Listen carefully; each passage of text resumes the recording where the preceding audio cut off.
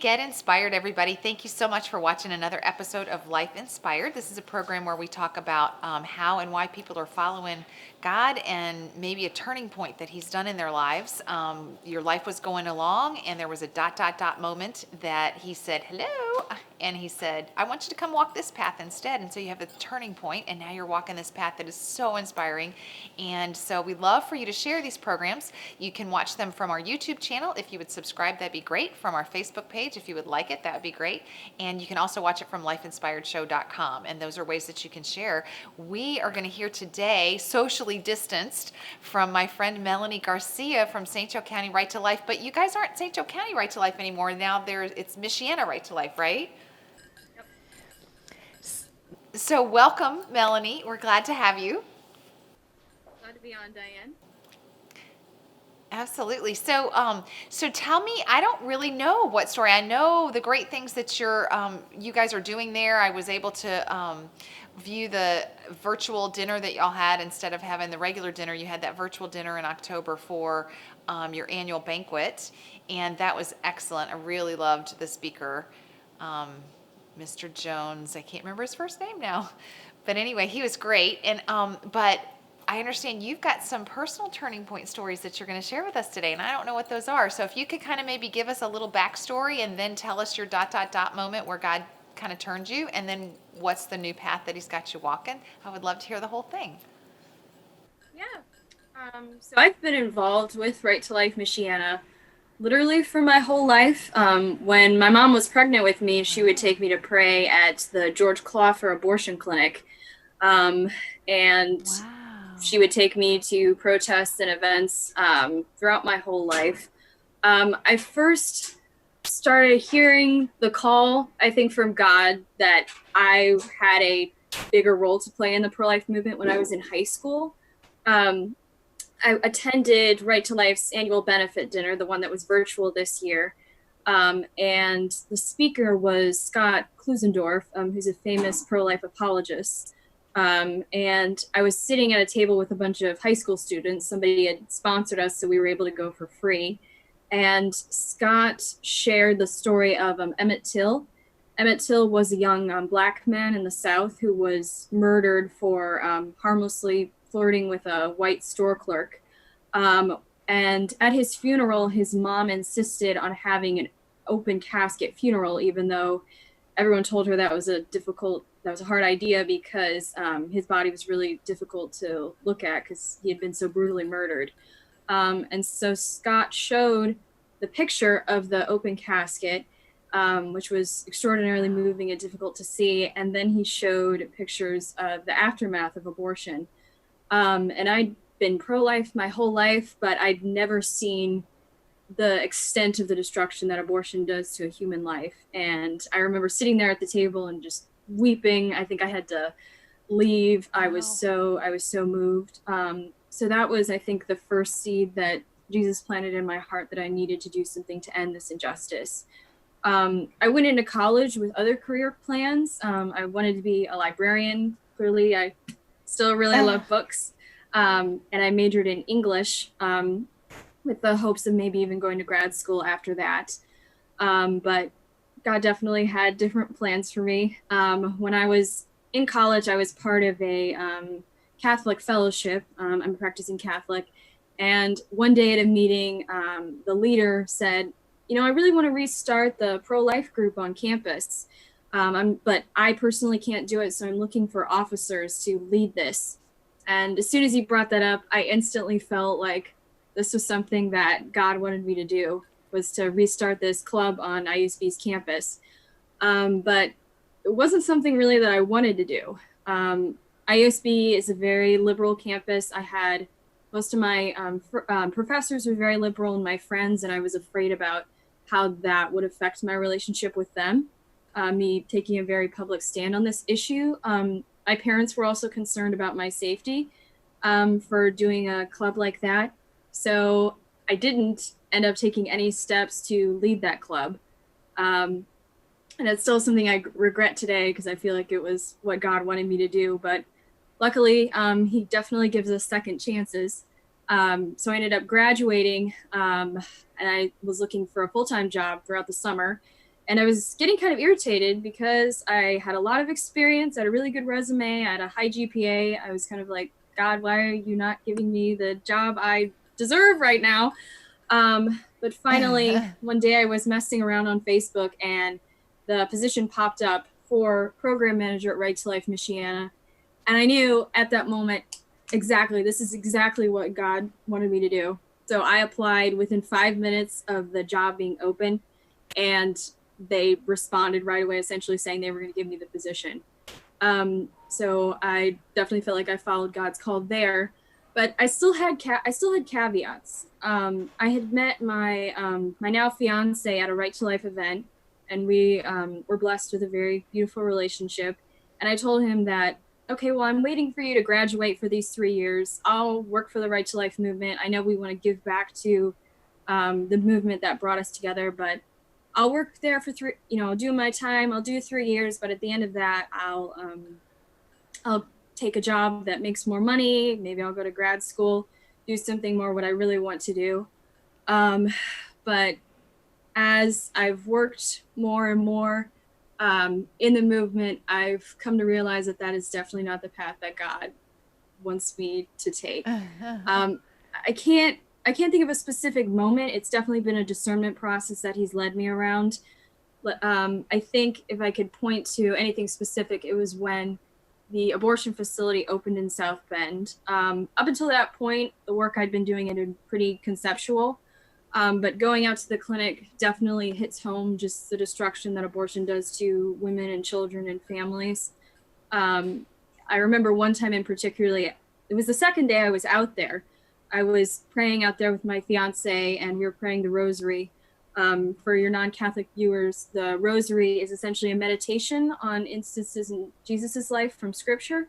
And we were meditating on the mystery of the Annunciation, which is when Jesus became incarnate in the womb of Mary.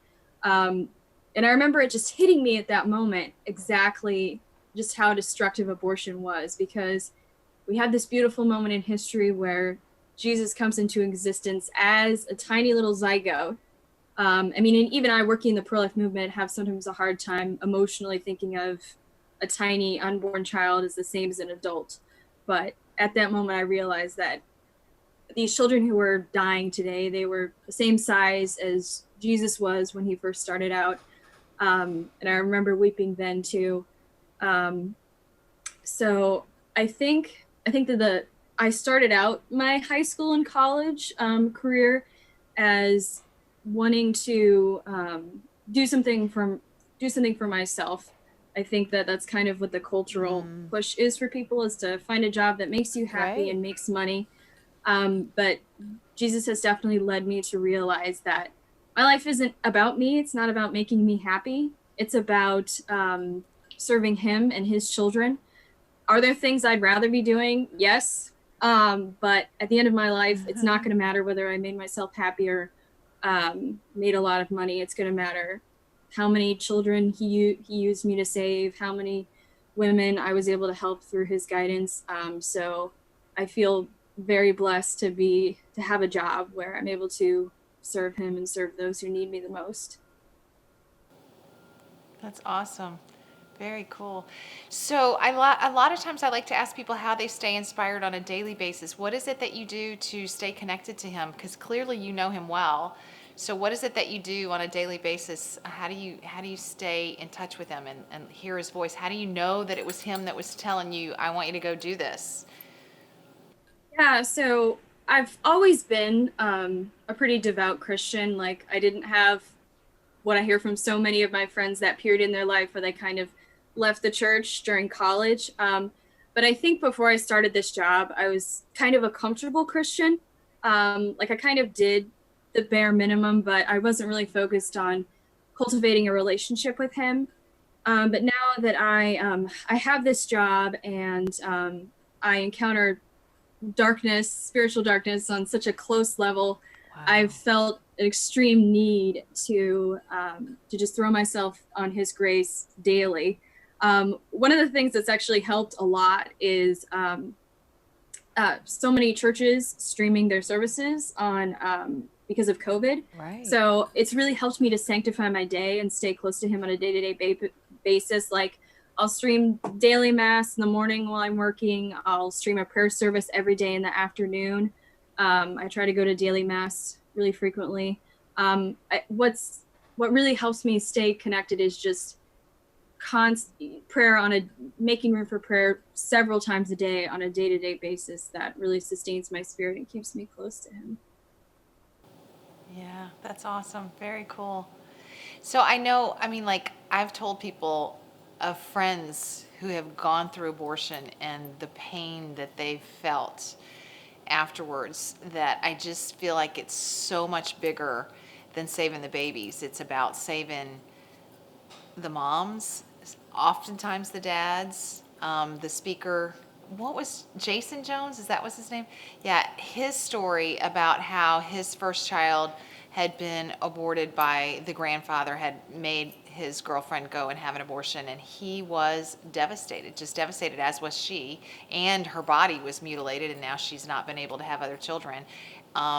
It's so horrific. It's just so much worse, and I feel like our society just makes it like it's the only choice. You know, a woman is unexpectedly pregnant. There are three choices. She can have and keep the baby, she can have the baby and give it up for adoption, or she can have an abortion in America today. And they make it like those other two choices are just so hard and this one's easy. Baloney. It is so hard. Abortion is such a hard choice, and our society makes it sound like that's the only choice or that's the easy choice, and it's not easy either. There are three hard choices, you know. So my prayer is for unwanted children to be wanted. You know, if we could just pray for that and pray for the, you know, the families that that they wouldn't have to deal with such pain. It's just so painful. I mean, the stuff that Jason talked about in his presentation this couple weeks back or whenever it was. Yeah, it's just, I hate the pain. I hate to see that many people in pain. Yeah. When I grew up in a very conservative Catholic family, and I didn't really know anyone who had been hurt by abortion in any way, really, until I started working for Right to Life Michiana.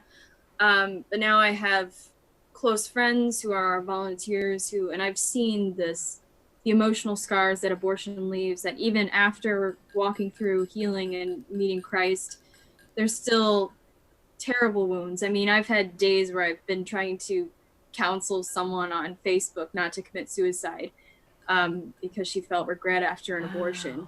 Wow. Um, and I remember when I was doing outreach in Florida with an organization called Created Equal, a girl came up to me and she was like, "Oh, I'm not sure how I feel about abortion."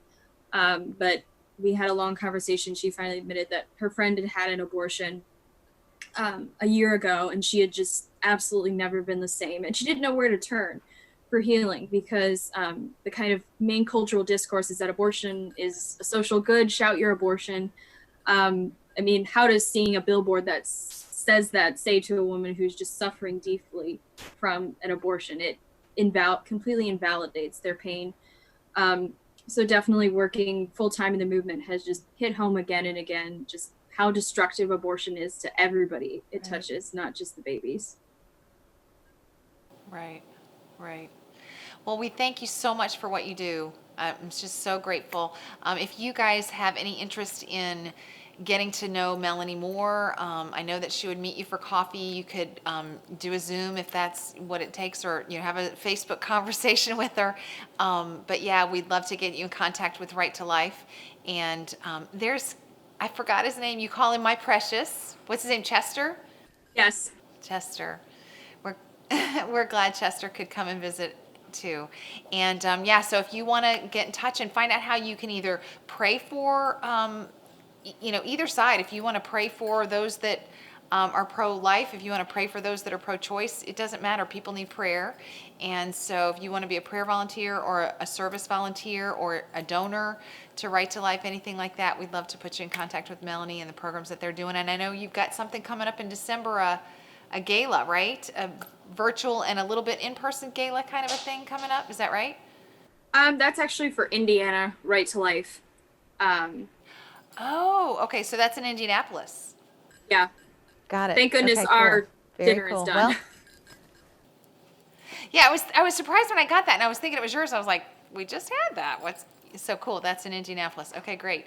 Well, anyway, thank you guys for watching. If you know somebody that needs to tell their story about how and why they're following Christ, we would love to tell their story too. So find us on YouTube, subscribe, find us on Facebook and like it, and find us on lifeinspiredshow.com. Thank you guys, and have a great week. Thank you, Melanie.